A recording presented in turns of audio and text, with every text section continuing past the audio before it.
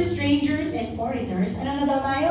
You are citizens along with all of God's holy people. You are members of God's family. Together, we are His house, built on the foundation of the apostles and the prophets, and the cornerstone is Christ Jesus Himself.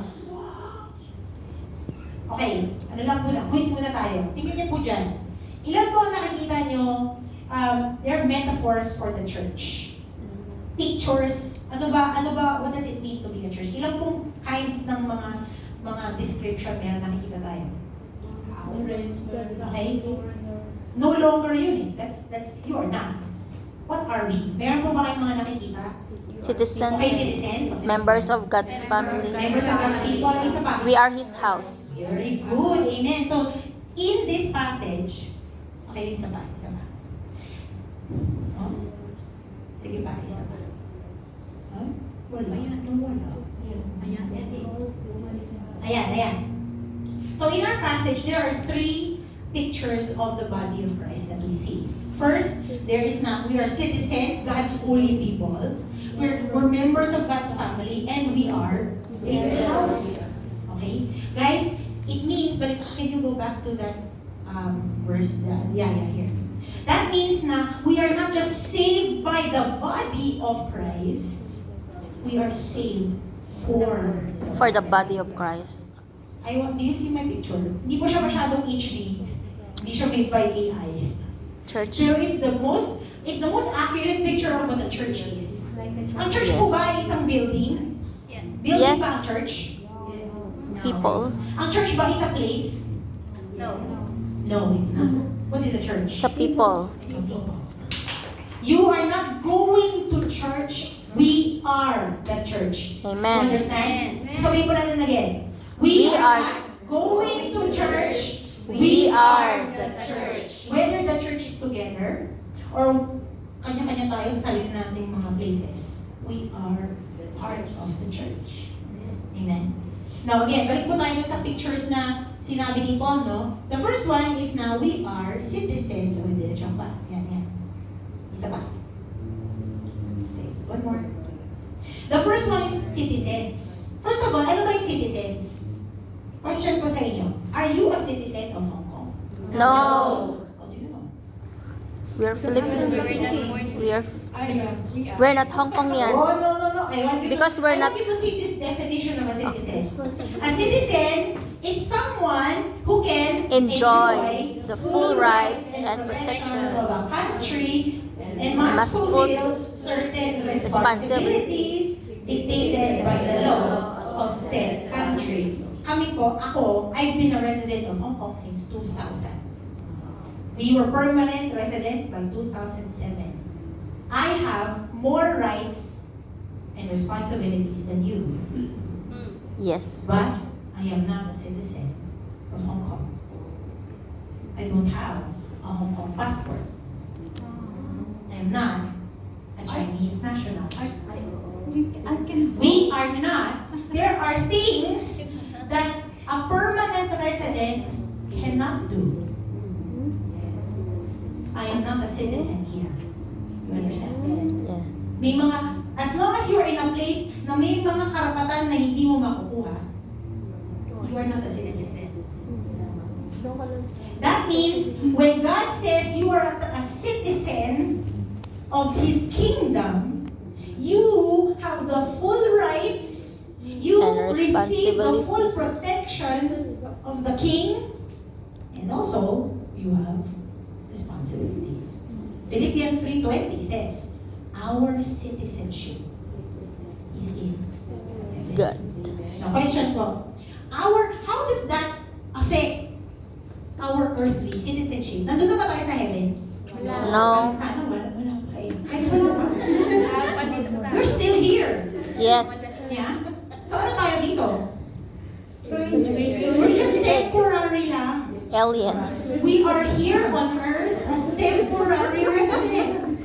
First of all, We're just okay, aliens. doon po sa passage natin. Teka muna. Focus muna tayo.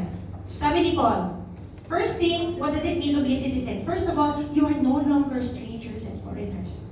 Kahit na saan tayo pupunta, because we are now part of the body of Christ, you belong. And guys, ito yung kind ng belonging na kahit na mawala ang passport mo, you will still be a part of the kingdom of God. Amen. Yes, amen. That's why po, hindi na po natin kailangan na mamuhay para sa, ano bang maganda sa mundo? Problems. You know. Now, all of these things are good, but alam natin that our kingdom, we are living for a new kingdom. Amen? Amen. Okay, what's the point of having built so many things? Big All house. of those things are going to pass away. True. When I was grade 3, nagpunta po ako sa isang church, sa isang school, yung teacher ko, mahilig siya mag-accordion. Nakita mo yun? And Yeah. mahilig sila, yun po yung kind ng church na hymns yung kinakanta.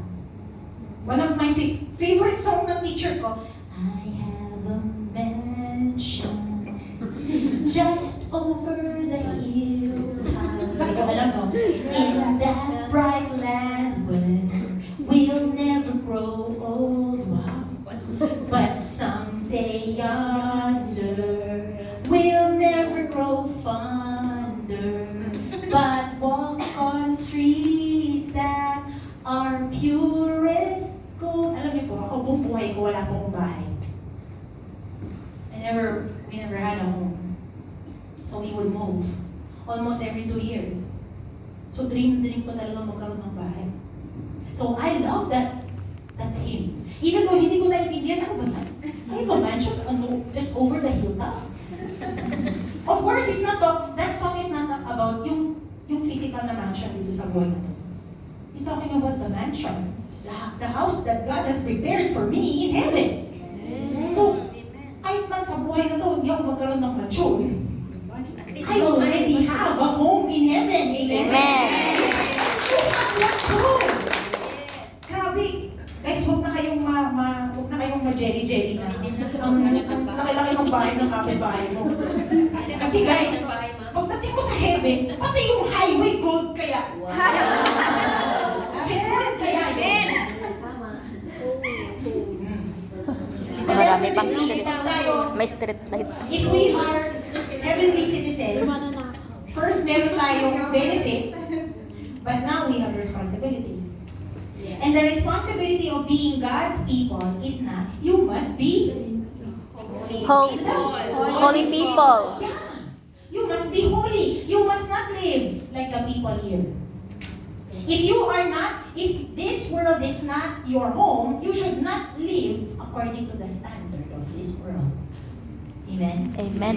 As citizens of God's kingdom, I want to remind you that our allegiance is not to earthly leaders and to earthly governments. Our allegiance is to Christ. Our allegiance, our loyalty is to the kingdom of God. What does it mean to be a citizen of heaven? Alam niyo po, as citizens, bumalik ba? No. Ayan, yes. Our primary allegiance should be to the kingdom of heaven. Ayan, isa ba? As citizens, guys, of heaven, but temporary residents here, I exhort you to be good citizens of this world out of your submission to Christ. Kung ikaw ay Kristiyano, dapat mabuti kang mamamayan. What does that mean? You should obey laws. Can you hear an amen? Amen. Walang sausaw. Walang shortcut. Okay? You should pay taxes. Guys, you should be so glad. Because in Hong Kong, alam niyo ba kung gaano kamahal ang tax? Ako na single. Ba't ako pa? Medyo masakit. Pero every time na dumadaan ako sa kalye, tapos nakakita ko ng light bulb, binayaran ko yan. Pag nakita ko ng police, binayaran ko siya. We enjoy so many things in Hong Kong because people are paying their taxes. True. As good citizens, as good Christians, you should vote for righteous leaders. Amen. Amen? Amen. There's a second thing. Besides being citizens, Paul says now we are members of God's family. Alam niyo po ba, every aspect of Christian life is done in the context of family.